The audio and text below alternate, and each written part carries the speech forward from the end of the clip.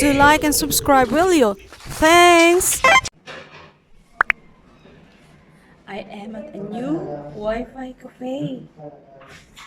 And I want to keep quiet kasi meron po mga ibang guests, customers that is.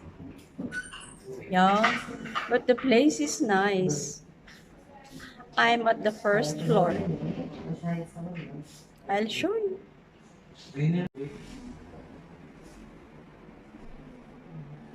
Sa ground lang naman ang proposal. Ngayon, hindi nila nakikita ang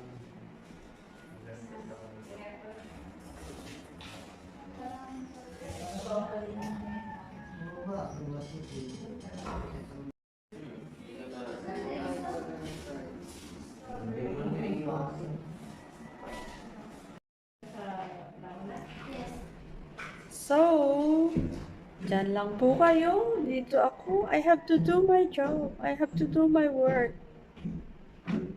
See you later.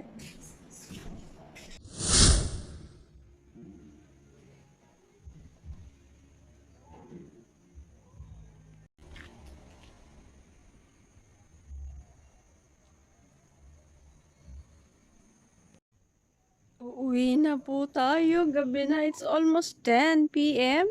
So, hinihintay ko po yung si Pearl boat. Ano? See you!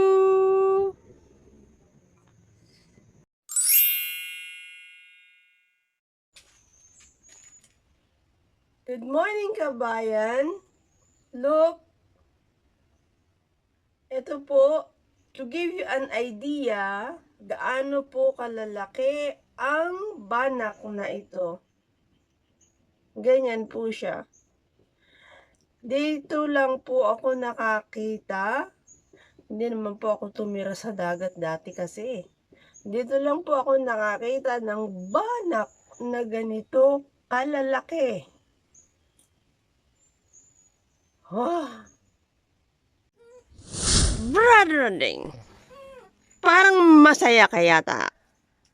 Ay, magandang umaga. Tingnan po natin ang huli ngayon natin.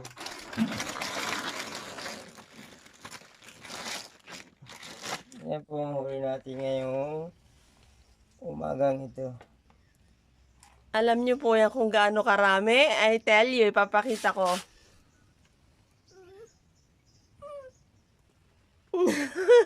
Biyaya.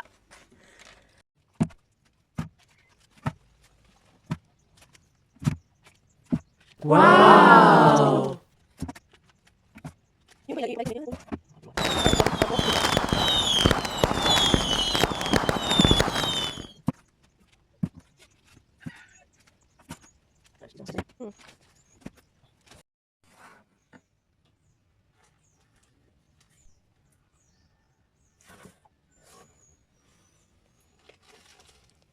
Ang tanong po ngayon, pinag-uusapan namin nung kani-kanina lang, paano po yan dadalhin doon sa bentahan? Sa dami. Ngayon po ay hibas. Hindi po maisasakay yan sa sibid o sa sea pearl. Remember the sea pearl boat? Ang mangyayari, papasanin. Lalakad ng mga 1.5 kilometro. Lapit. So lapit. Buhay nga naman.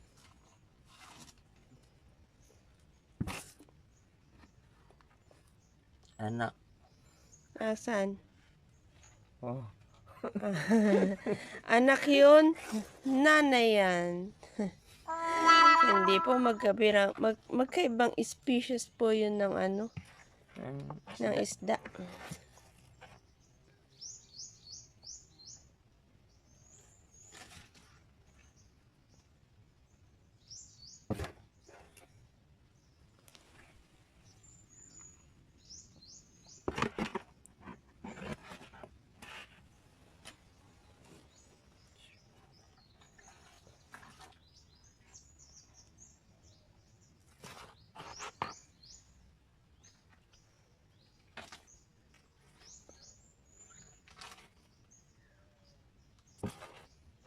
Wow, talaga, ang lalaki.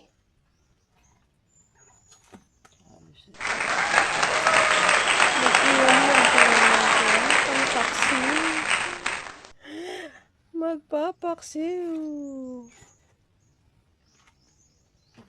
Maski 2 piraso lang. Puno na. Paano papasanin yan? Wow.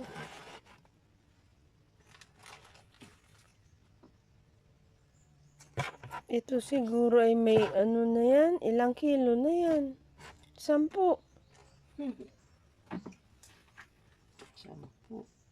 Higit pa.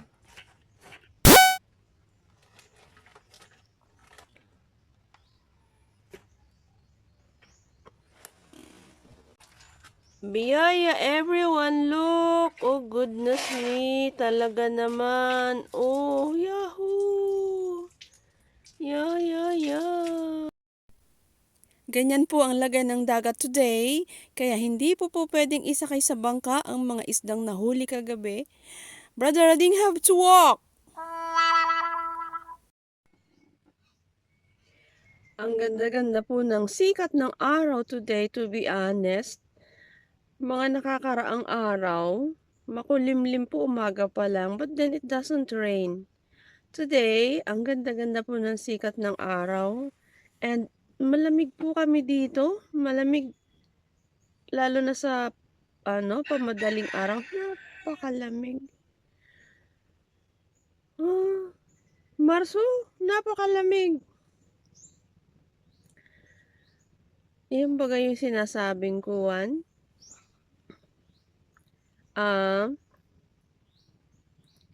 Climate change. Because this place, Quezon Province, supposed to be very, very hot. Yeah. Ang init po dito, yung tinatawag nila ditong masakit po ba sa balat? And really, maski likas kang maputi, maaapektuhan ka, magbo-brown ka. Kung ikaw naman ay kayumanggi, talaga naman, deep kayumanggi ang mangyayari sa iyong balat.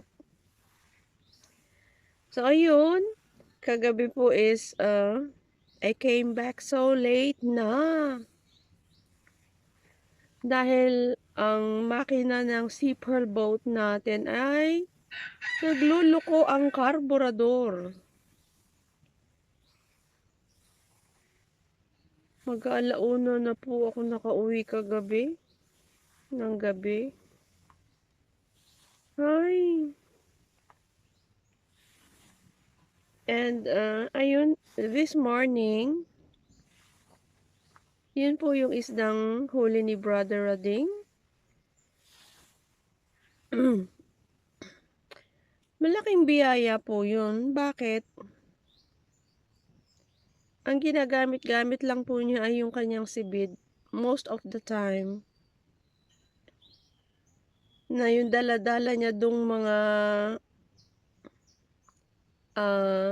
lambat, sima, and flags.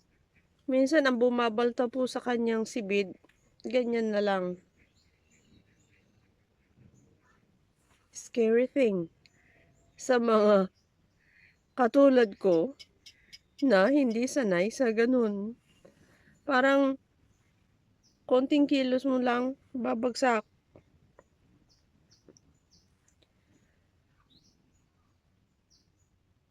Pag nga may tiyaga, may nilaga, biyaya, really. So, I'll continue my day doing my daily chores. Magpapakain ng baboy, lilinisin ko ang aking paligid dahil dito ay madaga at yung po bang mga ligaw-ligaw na ahas.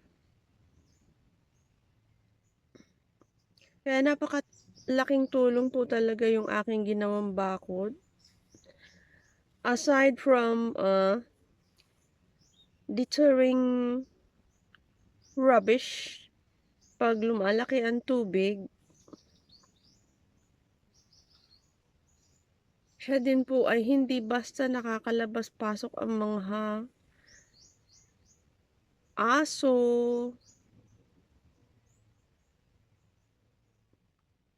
minsan ang mga mangingilaw, kasi ito nga po ay daraanan, pangilawan, lalo nung wala pa pong bahay dito, kinukutkot ng kinukutkot ang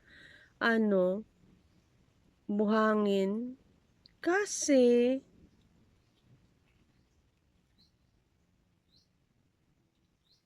walang tao. Ay, ang bahay po ng kuray na malalaki, mga isang pa po yata o higit pa ang lalim. Pag kinutkot nila, hindi na ibinabalik. Nagluluha po ang aking mata. Okay, see you later. Ang bilis po ng oras pag marami kang ginagawa. Tanghalian na po ulit. Bon appetit! I like putting turmeric on my cooking. Kaya po nakita nyo ang sabaw dilaw. Gustuhin ko po yung ampalaya.